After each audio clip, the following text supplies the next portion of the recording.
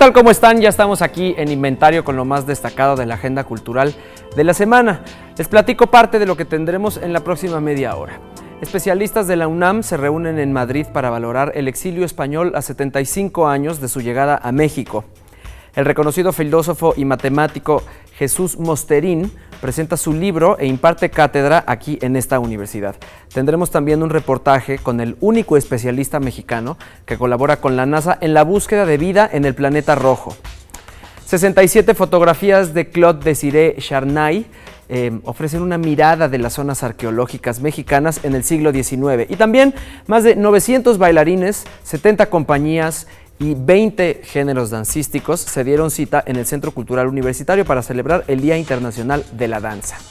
Antes de comenzar con la información, y como ya es costumbre, queremos anunciar que contamos con 10 pases dobles para la función del taller coreográfico de la UNAM, con un programa especial en homenaje a Guillermo Arriaga. Esto será el próximo domingo 4 de mayo en la sala Miguel Covarrubias del Centro Cultural Universitario, y lo que tienen que hacer es escribirnos a nuestro correo durante la transmisión en vivo, que es ahorita de 2:30 a 3 de la tarde el jueves. Tienen que escribir a inventa@unam.tv. Bueno, ahora sí vamos a comenzar con nuestro recorrido en la península ibérica. Especialistas de la UNAM se dieron cita en Madrid con colegas de España para reflexionar sobre el exilio español a 75 años de su llegada a México. Y Francina Islas nos envió la siguiente entrevista con el historiador Francisco Mejía. En el marco de los 75 años del exilio republicano a México, se llevó a cabo el coloquio México y la Segunda República Española, Diplomacia, Guerra Civil y Exilio. Con la participación de especialistas de la UNAM y del Instituto de México en España, el historiador Francisco Mejía se refirió al extenso programa de estudios que se han llevado a cabo en México sobre el tema. En México tuvo efectivamente un gran periodo donde se estudió mucho, sobre todo la participación de la élite científica y cultural del exilio. Sabemos que es un exilio que impactó mucho en esos rubros, tanto en la ciencia, en el arte, en la cultura, su presencia en el Colegio de México, en la misma UNAM, en la UNAM sobre todo, el Fondo de Cultura Económica, en fin, y se ha estudiado mucho la élite del exilio, ¿no? Después hubo un gran avance en materia de historia social, trabajos que han estudiado la identidad republicana, la presencia del exilio en los colegios, como el Madrid, de Luis Vives, en fin, pero ahora, a partir del año 2000, yo creo, se ha empezado a estudiar el exilio político también, la llegada de los exiliados políticos a México y también las organizaciones de ayuda, los dineros del exilio, en fin, creo que ahora se empieza a estudiar de manera más detallada algunos aspectos de los cuales sabíamos muy poco, ¿no? Y que es la parte política del exilio.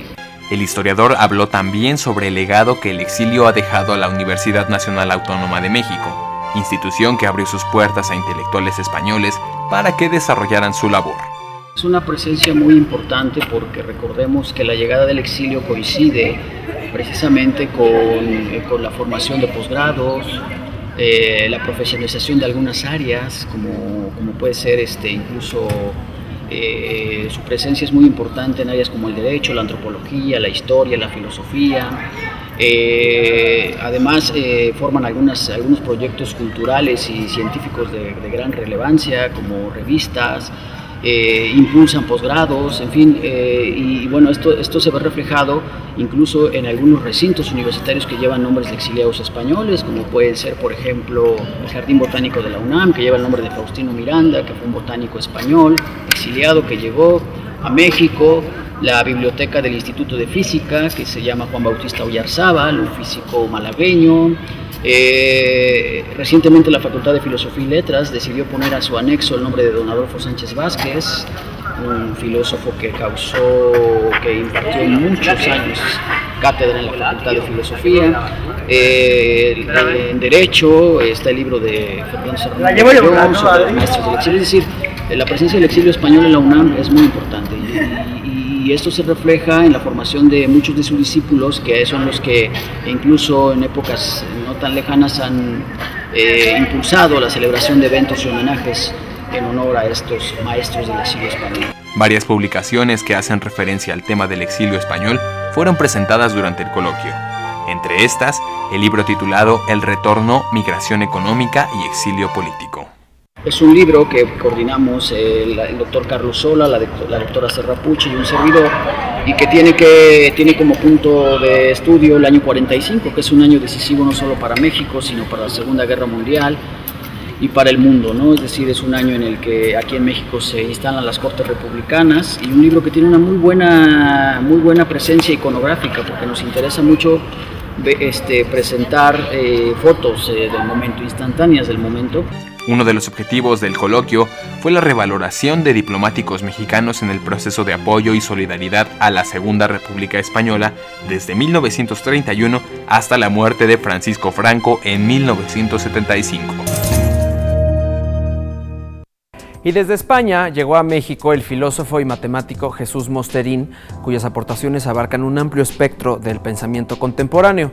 Mosterín estuvo en la UNAM para impartir cursos y conferencias, además de presentar su más reciente libro, y enseguida algunos conceptos de los que se ha ocupado el autor de La historia del pensamiento.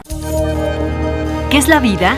Se pregunta Jesús Mosterín, cuyo enfoque interdisciplinario se sitúa en las fronteras de la filosofía, la ciencia y la ideología, que responden a esta y otras preguntas fundamentales para comprender la naturaleza humana. Mosterín dice estar más cerca de la filosofía de los clásicos que la de algunos contemporáneos. A mí me parece que hay una gran filosofía, la filosofía clásica, la filosofía seria, que es más o menos algo muy parecido a la ciencia, y la filosofía que habían hecho pues Platón y Aristóteles, y en fin, y Descartes, y Leibniz, y Locke, y Kant, y Bertrand Russell, no sé, una filosofía pues muy audaz, muy ambiciosa, muy pegada a la ciencia, muy racional, en fin.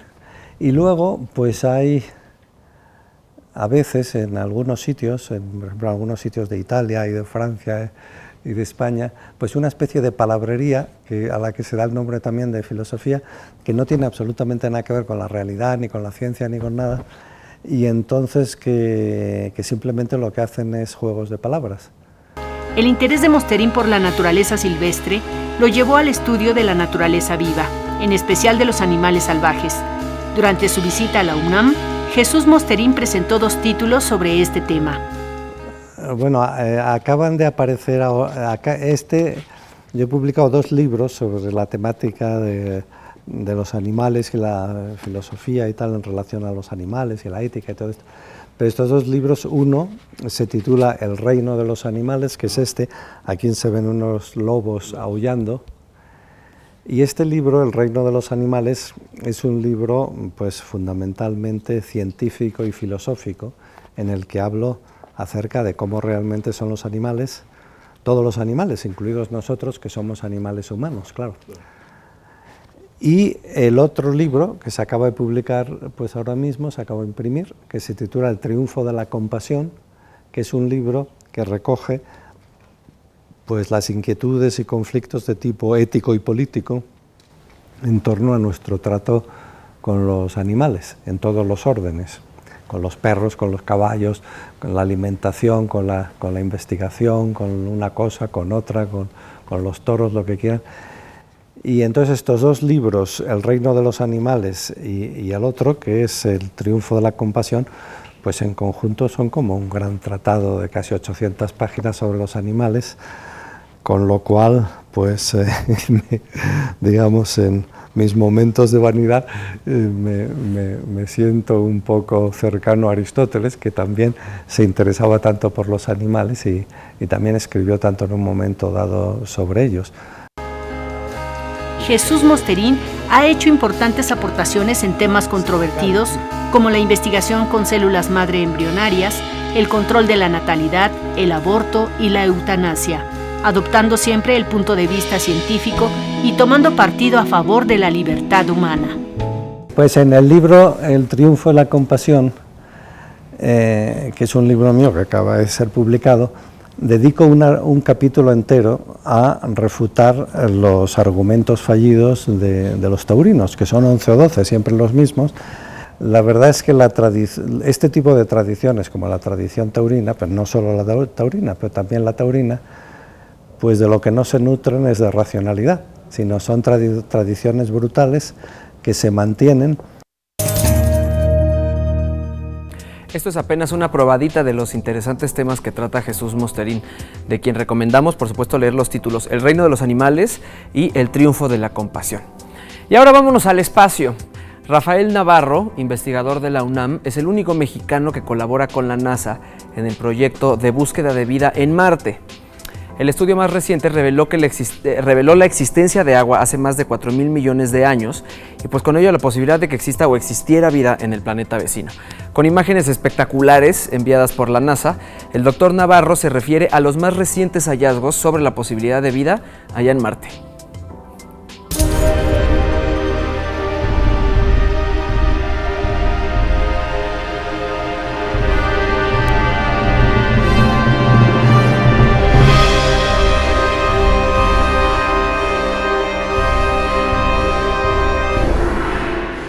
Desde el 2009, el astrobiólogo y especialista en química planetaria Rafael Navarro, investigador del Instituto de Ciencias Nucleares de la UNAM, colabora con la NASA y el Centro Nacional de Estudios Espaciales de Francia en la búsqueda de vida en Marte. Un año después, el doctor Navarro, junto con Christopher McKay de la NASA y Peter Smith de la Universidad de Arizona, analizaron de nuevo las fotografías y muestras de la superficie marciana obtenidas por las misiones Vikingo 1 y 2 en 1975, así como de los robots Spirit y Opportunity enviados a Marte en el 2004. El nuevo estudio reveló la existencia de agua hace más de 4.000 millones de años y con ello la posibilidad de que existiera vida. Esto motivó la creación de un nuevo equipo portátil para análisis del suelo, muestras sólidas, de rocas y atmósfera del planeta rojo. El doctor Navarro colaboró en la creación de SAM, un instrumento para realizar análisis químico de muestras en Marte que se integró al robot explorador Curiosity, el cual cuenta con 11 instrumentos para la búsqueda de compuestos orgánicos en el agua y suelo marciano del 2010 a la fecha. La revista Science publicó 6 artículos del Dr. Navarro sobre los hallazgos más recientes del recorrido hecho por el Curiosity. Los análisis con gases nobles arrojan una edad aproximada de más o menos 4.000 millones de años. Son rocas muy antiguas, tenemos evidencia de que existió agua líquida y también se ha podido con esos análisis saber cuál es la cantidad de rayos cósmicos que han estado interaccionando en los últimos millones de años, que pudo también esa radiación haber degradado la existencia de compuestos orgánicos. Hemos encontrado la presencia de los elementos más importantes como son el hidrógeno, carbono, nitrógeno, oxígeno, fósforo y azufre, y las condiciones en las que se formó este lago o existía este lago son de pHs prácticamente neutrales, y la primera vez que encontramos en Marte un ambiente primitivo que tuvo agua líquida y que las condiciones no fueron extremas. Es parecido a muchos lagos que tenemos en la Tierra y eso significa que las condiciones fueron favorables para que la vida pudiera haber florecido. Aunque se han encontrado elementos que pudieran propiciar el ambiente para el desarrollo de microorganismos, no hay datos aún de vida en Marte. Las investigaciones se encaminan hacia las partes más altas del planeta, en donde se estudiarán los diferentes estratos de la superficie marciana. Por otro lado, el Museo de las Ciencias Universum conmemoró el Día Mundial de la Voz. La doctora Rosa Eugenia Chávez Calderón ofreció una conferencia titulada La voz importa en México, con el fin de analizar la producción de la voz, su importancia y los cuidados que debemos tener con ella. Esto fue lo que nos platicó, vamos a verlo. ¿Alguna vez te has puesto a pensar lo importante que es tu voz? Es importante hablar de que la voz es un instrumento de comunicación que el ser humano ha desarrollado en óptimas condiciones. Las diferentes sociedades médicas que nos dedicamos al estudio de la voz, a partir de 1999 le pedimos a la Organización Mundial de la Salud, con diferentes justificaciones, que nos otorgara un día mundial. Nosotros en el Día Mundial de la Voz lo que estamos muy atentos a que toda la población mundial tenga diferentes eventos. El día de hoy es el evento en México, en nuestra universidad, para que sepan cómo van a cuidar su voz y todas las expresiones maravillosas de la voz. El primer buen hábito es tomar mucha agua y estar hidratado. El segundo buen hábito es no abusar del volumen de la voz, no abusar de cambiar mucho a tonos graves, tonos agudos, hacer voces raras. Tenemos en tercer punto la salud de las vías respiratorias. Teniendo buena salud de vías respiratorias tendremos una voz adecuada. Cualquier cambio en el timbre de la voz, es decir, que ya no sea claro o brillante, que sea opaco o rasposo, nos puede avisar de una enfermedad. Cuando cambia nuestro volumen o nuestros tonos desaparecen, también puede ser una enfermedad. Los científicos de la voz estamos preocupados y por eso también en el Día Mundial de la Voz decimos, tiene usted que hablar, tiene usted que comunicar sus pensamientos, porque si no el cerebro ya no va a tener la retroalimentación que necesita y los músculos se van a ir debilitando.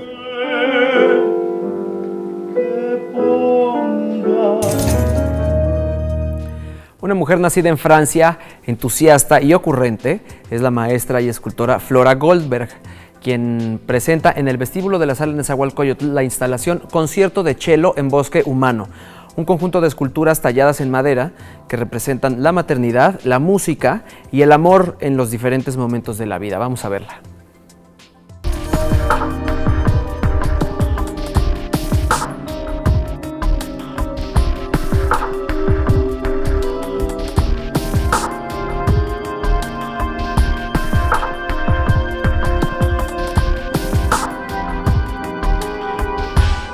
Son personajes como sería usted, yo y los que van pasando, ¿no? Todo mundo es un personaje en este mundo, ¿no? Pero igual que me gustan a mí, le gustan a la polilla, pero hay que cuidarlas de la polilla, ¿no? Cuando tengo el tronco, observo el tronco y el tronco me dice más o menos lo que puedo sacar de ahí. Nosotros vivimos todos juntos, un montón de gente y cada vez más amontonados. Nos volvemos un bosque de gente, ¿no? En diferentes colores, diferentes razas, diferentes estilos de vida, pero todos, creo que todos los humanos en general tenemos varias cosas en común, que son, pues, el amor a la maternidad, el amor a las personas, los abrazos, el amor al arte.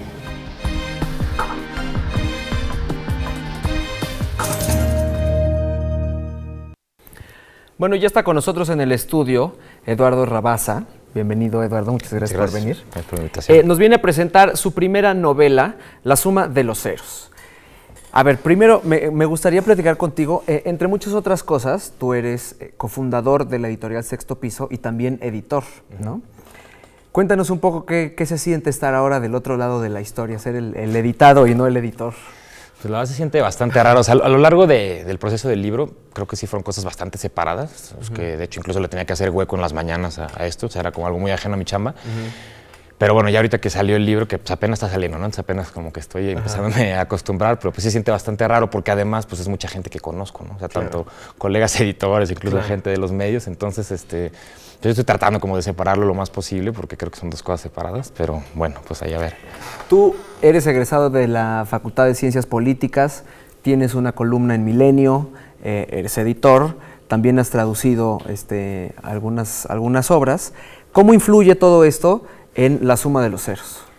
Pues mira, la parte sobre todo de la Facultad de Ciencias Políticas mucho, porque es una novela pues, bastante política y cuando empecé el proceso no tenía claras muchas cosas, pero esa era una de las que sí tenía claras y de hecho bueno, yo mi tesis de licenciatura la hice sobre George Orwell y Orwell pues está como presente sin nombrarse, pero está presente mucho a lo largo del texto y la parte de la columna creo que ha sido como pues, un ejercicio previo de escritura y pues quizá la parte que creo que menos ha influido es la parte como editor porque como te digo son mundos muy distintos, pero pues sí, el otro sí. ¿Cómo está presente Orwell en el libro? Pues bueno, es que el libro ocurre en un como especie de microcosmos ficticio llamado Villa Miserias, entonces en ese sentido ni con Orwell ni con nadie quise nombrar explícitamente de autores porque me parecía que como es un espacio medio...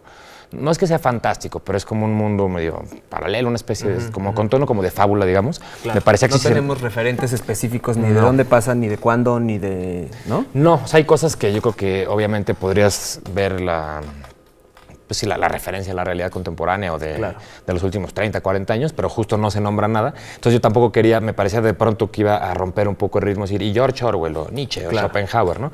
Entonces en todos los casos salen como con ciertos guiños no tan sutiles. Por ejemplo, Orwell se refiere a él como el gran hermano, que bueno, pues es un poco obvio, ¿no? Porque al final del libro hay como una campaña política donde en varios de los discursos se invocan como ciertos preceptos orwellianos, porque a mí ciertamente es un autor que me ha marcado mucho y con cuya visión política en muchos puntos concuerdo, ¿no? Platícanos así más o menos, digo, para que no nos vayas a contar el final, pero cuéntanos un poquito de qué va, o sea, qué vamos a ver.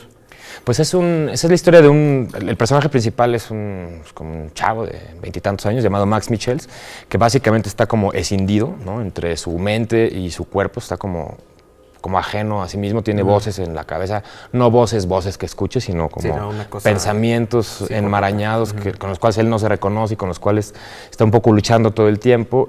Tiene una educación como muy estricta con un padre un poco sádico, entonces es como un fantasma que lo persigue a lo largo de toda la novela.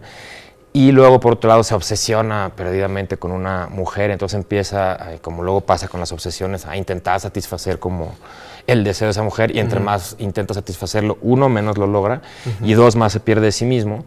Y luego, en la unidad donde él vive, que es este lugar llamado Villa Miserias, se da como una especie de proceso paulatino de cambio de paradigma de un estilo de vida a otro, y él decide como participar activamente en la contienda política, presentándose para presidente de colonos de la unidad habitacional, pese a que hay una regla no escrita que dice que no debe de hacerlo, porque hay como todo un ritual político donde se determina quién puede participar y quién no. Entonces es un poco como esta lucha en tres frentes, ¿no? Contra sí mismo, por buscar como satisfacer, como te digo, la obsesión de la mujer de la que se enamora, y su lucha política. Cosas terribles, pero también como contadas con un poco como algo cómico, ¿no? O sea, o sí nos vamos a adentrar en un hoyo ahí fuertísimo, pues, en el mundo del personaje. Pues un poco sí, sobre todo en cuanto a su vida mental, porque él está verdaderamente en un hoyo, pero justo un poco por esto que dices, el tono que yo intenté adoptar, que tampoco sé qué tanto se logró, era un poco de sátira o de humor negro, y también un poco, digo, por eso era la idea de crear como un espacio paralelo para que quizá fuera una especie de fábula o de alegoría y no tuviera referencias tan exactas a la realidad. Y sí, pues traté por lo menos de valerme mucho del humor, incluso en situaciones que puedan ser descarnadas o terribles, de presentarlas de una forma de sátira o de humor para aliviarlas un poco, ¿no? Muy bien. Bueno, pues Eduardo, muchísimas gracias. Mucho éxito, ya lo podemos encontrar en librerías. Sí, ya. ¿No? Sí. Buenísimo. La suma de los ceros, Eduardo Rabasa, editorial Surplus. Pues muchísimas gracias. Muchas gracias a ti. Nos vemos pronto. Gracias. Bueno, una vez más, y en menos de una semana, el Centro Cultural Universitario congregó a multitudes. Hace unos días hubo un acercamiento a la literatura en la Fiesta del Libro y la Rosa, pero en esta ocasión la invitación fue para bailar. Así se vivió, vamos a ver cómo se vivió el Día Internacional de la Danza en la explanada y en recintos del Centro Cultural Universitario.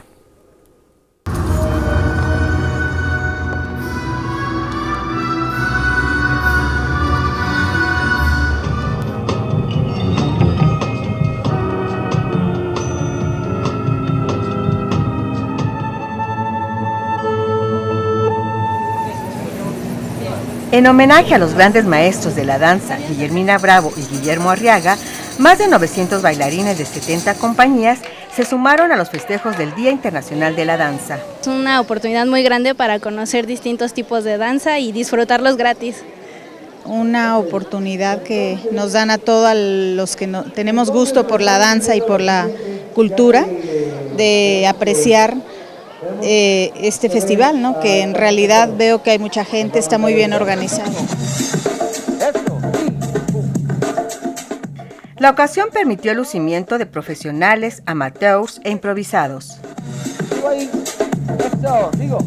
Me parece excelente, yo soy ex universitaria, mis hijos estudian aquí y creo que es una enorme oportunidad. Debimos de habernos venido mucho más temprano para alcanzar boletos, pero creo que esta oportunidad que dan en las esplanadas es excelente. Como plato fuerte de este festival, Gloria Contreras nos ofreció su versión del Lago de los Cisnes.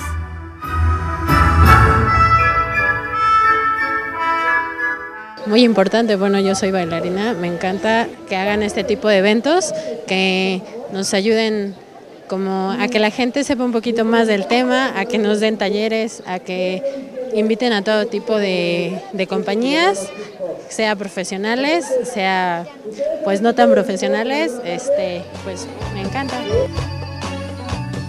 El Día Internacional de la Danza, una celebración masiva a la manera de los universitarios.